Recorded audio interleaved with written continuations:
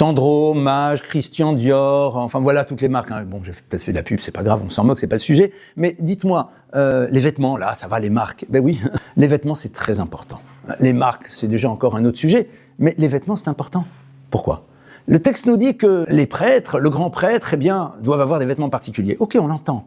Mais le texte nous dit le chavod ou le tifaret, pour l'honneur et la splendeur. Alors, il y a quelque chose ici de curieux, c'est quoi au fond cette idée du vêtement ? Vous savez que le premier vêtement de l'histoire, il arrive où ?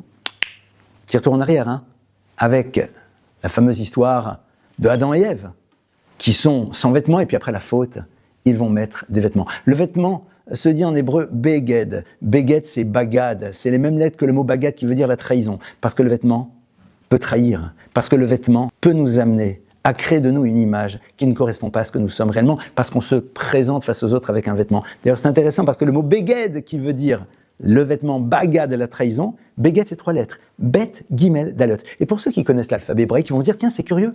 C'est la lettre numéro 2, 3 et 4 de l'alphabet hébraïque. On a oublié la première. La première lettre de l'alphabet hébraïque, c'est laquelle ? C'est la lettre Aleph, qui est au passage une lettre muette. Aleph, c'est la lettre qui a la valeur numérique de 26, qui est la valeur numérique du nom de Dieu, et Aleph, c'est la lettre qui vaut 1, l'unité du divin.